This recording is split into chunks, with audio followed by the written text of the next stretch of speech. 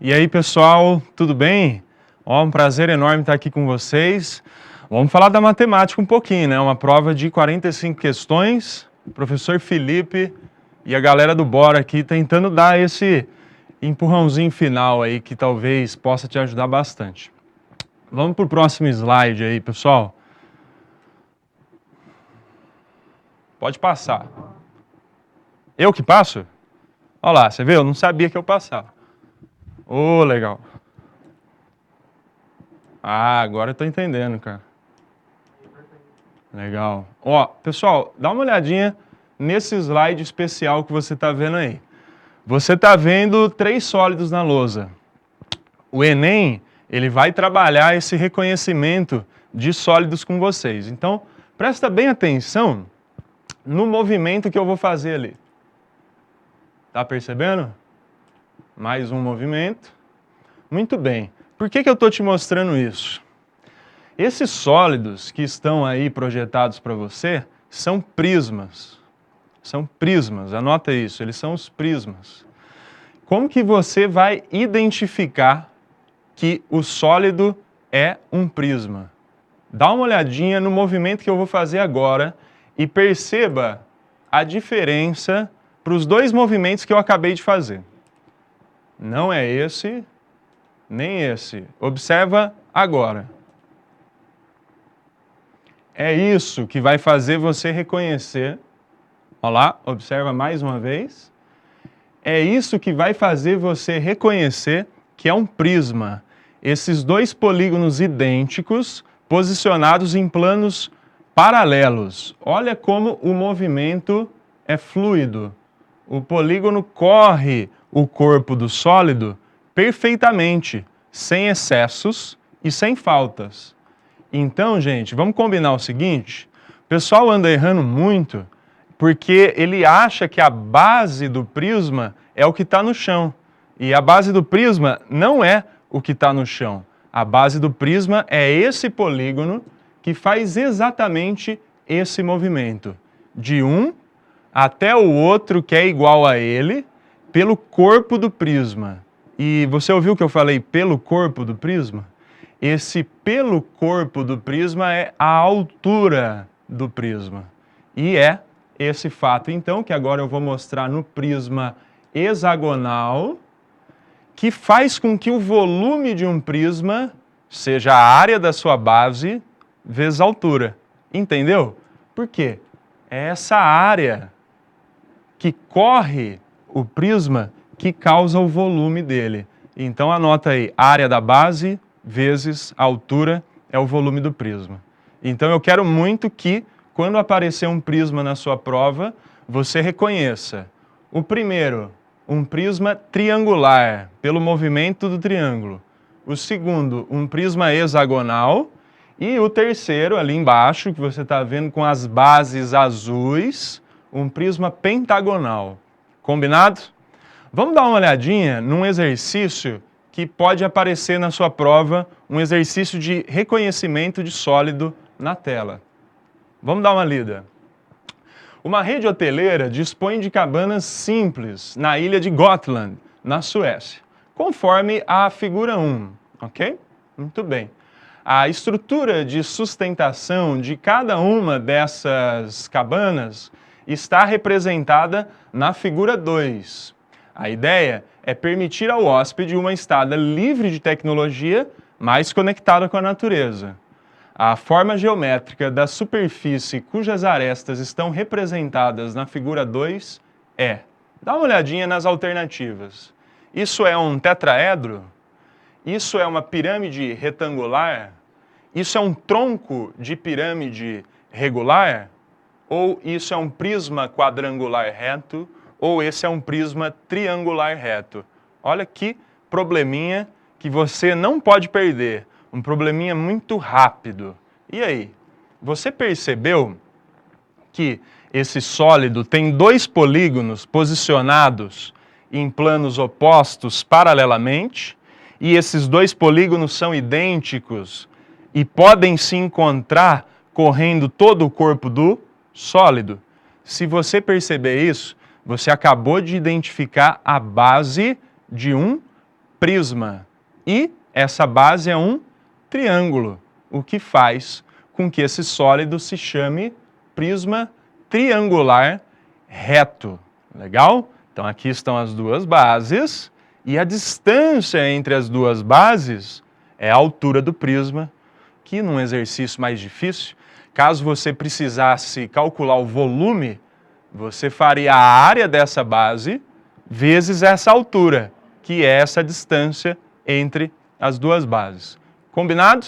Então vamos marcar sem nenhuma dúvida a alternativa E, prisma triangular reto. Legal? Mas assim, para não restar dúvidas, eu vou chamar você para me acompanhar aqui no quadro um pouquinho. Vem cá. Legal. Olha só, eu tenho aqui 3 sólidos já desenhados para você. Esse aqui era uma das alternativas, o tetraedro, tá legal? O que é um tetraedro, pessoal? Caso você precise reconhecer lá. O tetraedro, ele é uma pirâmide, cuja base é um triângulo, tá legal? Então ele é uma pirâmide cuja base é esse triângulo aqui, ó, ABC. E eu posso considerar esse pontinho de cima como sendo o vértice da pirâmide. Eu tenho que te explicar isso, porque eu tenho a sensação que nessa questão que eu acabei de fazer, muitos alunos marcaram que aquilo era uma pirâmide, era um tetraedro. E não é, pessoal, olha só. Essa é a pirâmide, uma base, que é um polígono, e um ponto fora dela. Tá legal? Muito bem. Outra alternativa que apareceu lá foi o prisma quadrangular, reto. Gente, esse prisma é famosíssimo, né? Olha só esse de dimensões A, B e C. Esse é o prisma que o Enem costuma chamar de bloco retangular ou de paralelepípedo reto retângulo, ok? É um prisma também, mas não era o prisma da figura do exercício. E, finalmente, uma pirâmide quadrangular, uma pirâmide cuja base é um quadrilátero. Aí eu vou te contar um segredo. Se esse quadrilátero for um quadrado, aí a pirâmide é regular. E você se lembra que uma das alternativas era tronco de pirâmide quadrangular, tronco de pirâmide regular, ok? Acompanhe aqui comigo quem que é esse tal de tronco. O tronco, ele ocorre quando você faz um corte na pirâmide. Passou um plano aqui, paralelo à base, você vai determinar o tronco. Dá uma olhadinha. Eu vou fazer aqui para você.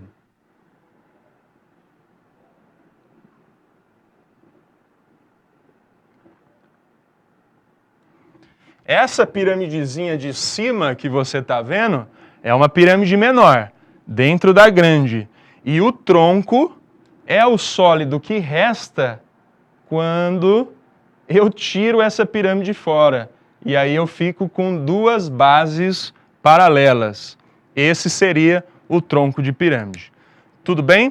Vamos aproveitar para lembrar uma coisinha, que o volume de pirâmide é 1/3 da área da base vezes a altura. O volume do prisma é a própria área da base vezes a altura. Só que nesse caso, a área da base é A vezes B e a altura é C. Muito bem? O volume do tronco você não vai precisar. E caso precise, você faz o volume da pirâmide grande menos o volume da pirâmide pequena, que sobra somente o tronco. Tá legal? Pessoal, só para encerrar aqui a diquinha de geometria espacial, para não te faltar nada. Todos esses sólidos que você viu são poliedros, são todos poliedros, porque as faces são polígonos. Mas não se esqueça, existem também os sólidos de revolução. Sólidos cujas faces não são polígonos. Observa aqui comigo. Eu vou fazer bem rapidinho aqui para você. 1. Conhece esse sólido? Esse é o conezinho, certo? Talvez esteja um pouco clarinho demais aí para você ver, né? Olha só. O conezinho. Não se esqueça que esse sólido também tem volume igual a 1/3 da área da base vezes a altura. Só que a área da base é a área de um círculo. Então fica πr², que é a área do círculo, vezes a altura. Combinado? E temos também um outro sólido de revolução. Vê se você reconhece. Que sólido de revolução é esse? Esse aqui eu preciso parar e conversar com você um pouquinho. Esse é o cilindro. Tem caído muito. O volume dele também é a área da base vezes a altura. Só que a base é um círculo. Então, πr² vezes h. E eu vou deixar uma missão para você. Você tem que ir para o Enem sabendo como que se planifica um cilindro. Exatamente. Você deve ter um papel higiênico aí na sua casa, certo? Um papel guardanapo. Como que você pega a lateral do seu papel higiênico, do seu papel guardanapo, e transforma no plano? Tá legal? Isso é muito importante. Eu vou fazer um desenho aqui para você no lugar do volume. Observe. Quando a gente planifica um cilindro, ele fica assim. Olha lá. Ele vai virar um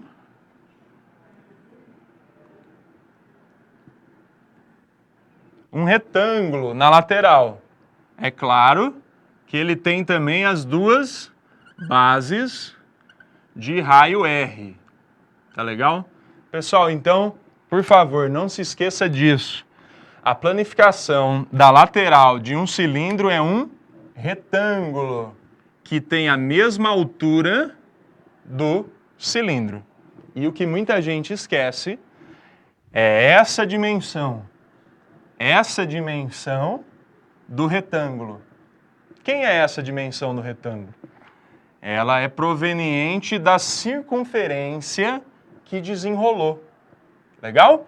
E você lembra que o comprimento de uma circunferência é 2πr. Portanto, a área lateral, vou cravar aqui para você, combinado? 2πr vezes a altura. Não se esqueça dessa, tem caído todos os anos. Muito bem? Então tá bom, vamos parar um pouquinho com a geometria espacial e vamos falar da geometria plana agora, de volta aqui na tela. Eu queria que você desse uma olhadinha muito atenciosa neste exercício que está aí projetado para você. Você pode encher a tela do enunciado, por favor? Para deixar eles lendo o enunciado. Tem como fazer isso ou não? Tá legal, assim já dá para ler, né? Em um sistema de dutos, 3 canos iguais, de raio externo 30, observa a figura, são soldados. Oh, legal, melhor ainda. Faça a leitura, por favor, pessoal.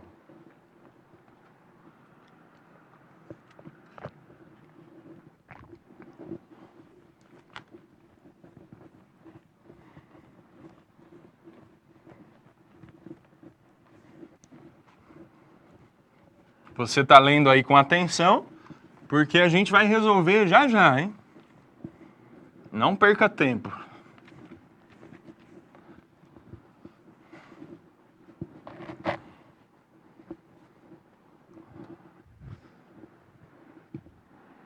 Ok. Pessoal, vai me ouvindo? Por favor, pode voltar para mim a imagem agora. Legal. Como é que a gente começa um problema desse? Você viu o que o Enem está pedindo, né?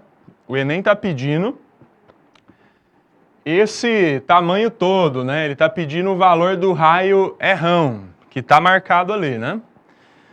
Só que essas 3 circunferências, elas são tangentes, ok? Quando você se deparar com circunferências tangentes, não perca tempo, faça isso.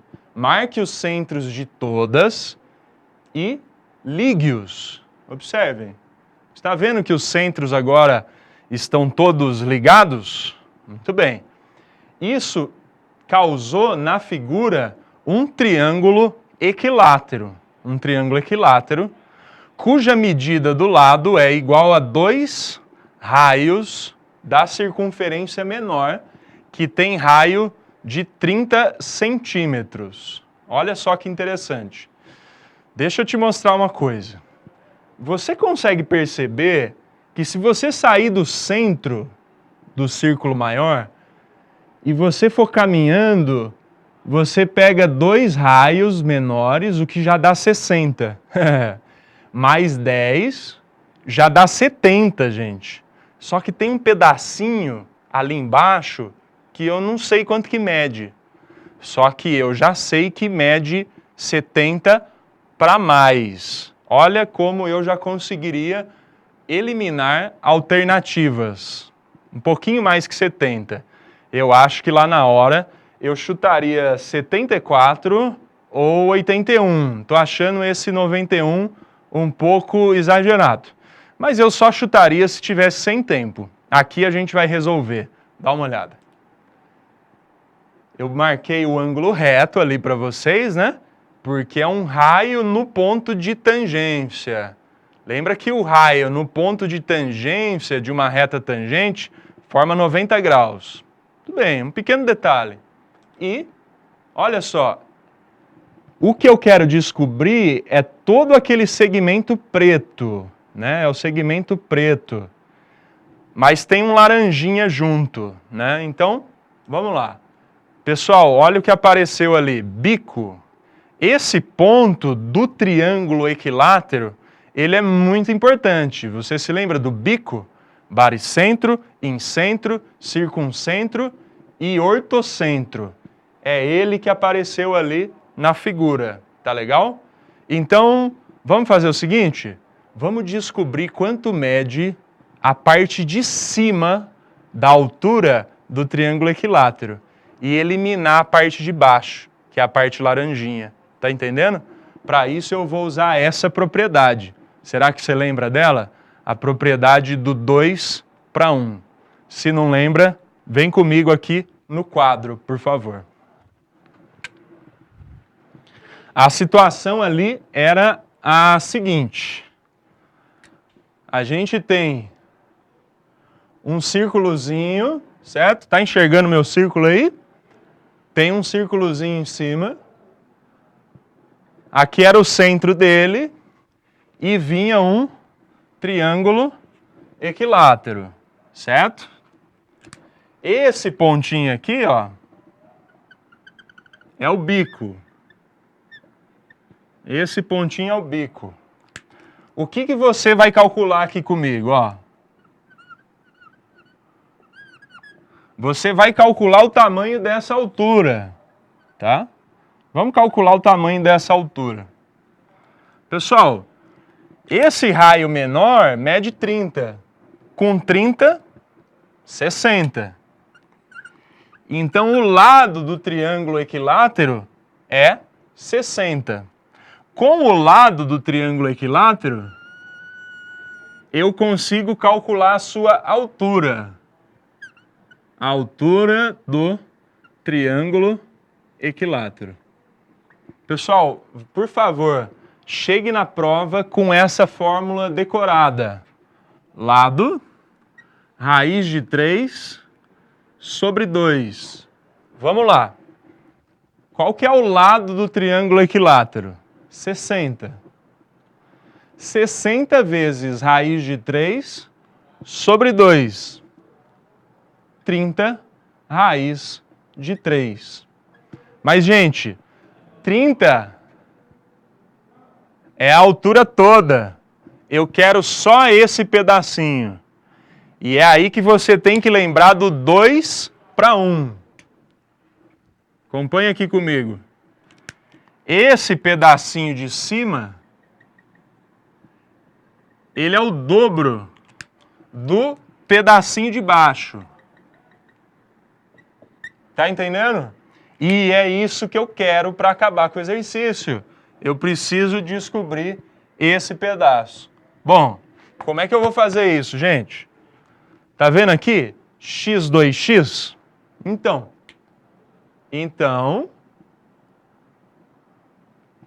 3x é tudo. 30 raiz de 3. O que faz com que o x sozinho seja 10 raiz de 3. E eu estou interessado no 2x. Muito bem. O 2x é 20 raiz de 3, pessoal. Muito bem. Volta para a figurinha, por favor, do exercício. Você está vendo quem é o 20 raiz de 3? O 20 raiz de 3 é o pedacinho de cima da altura do triângulo equilátero. Eu consegui pegar só o pedacinho de cima da altura usando o 2:1, que é propriedade do baricentro, gente. Propriedade do ponto notável do triângulo equilátero. Tá legal? Então, vamos fazer o seguinte? Volta para o quadro e vamos encerrar o exercício. Ó, como é que a gente faz para encerrar o exercício? A gente queria descobrir esse errão.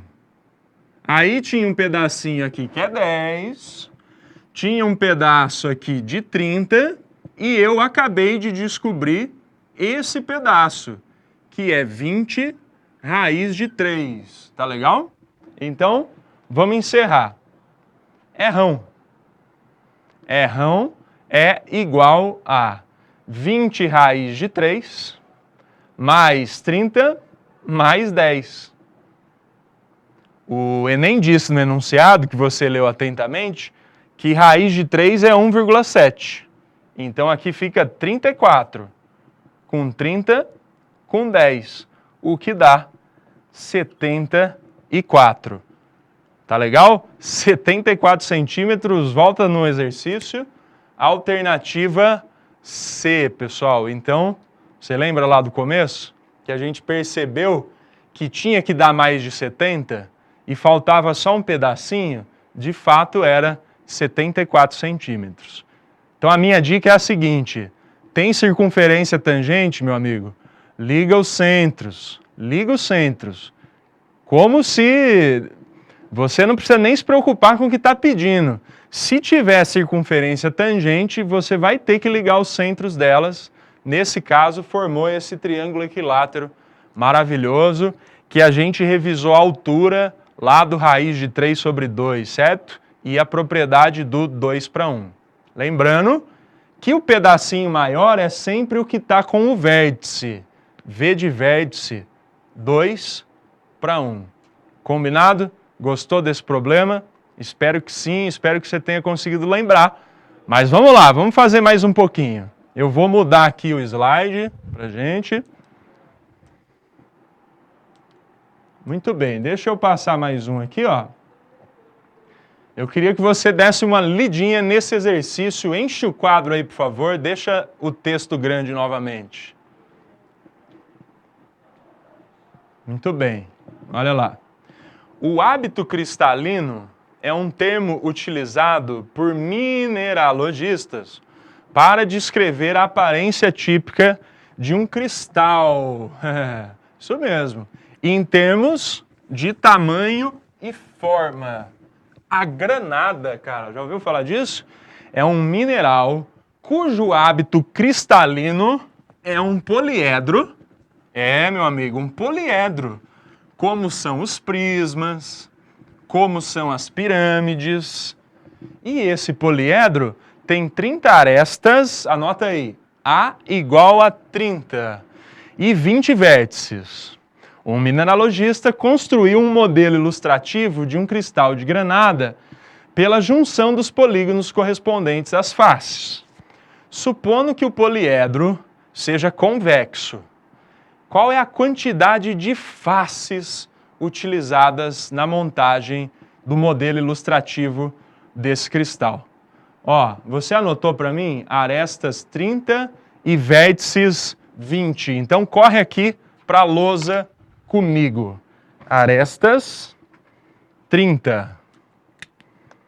A de arestas, ou de amor, se você preferir. A de arestas 30. Vértices 20. Você deve ter observado que ele falou num determinado momento que o poliedro era convexo. Anota essa formulinha que eu vou te passar.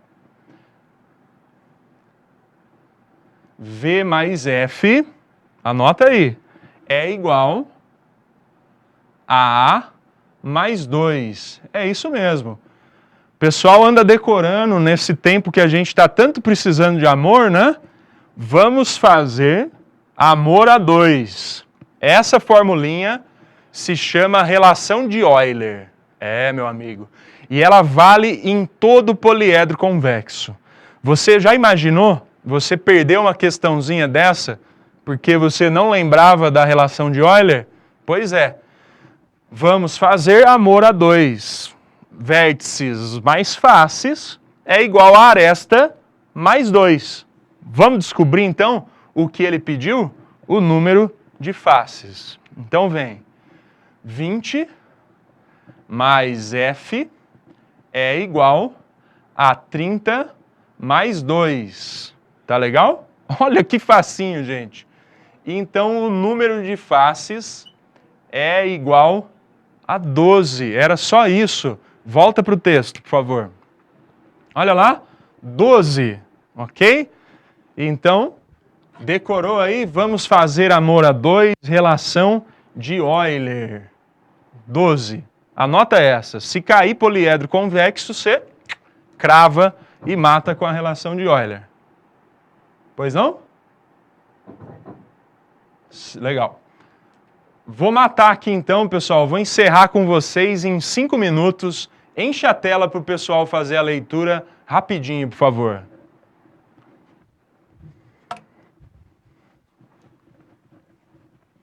Leia com carinho, leia com carinho.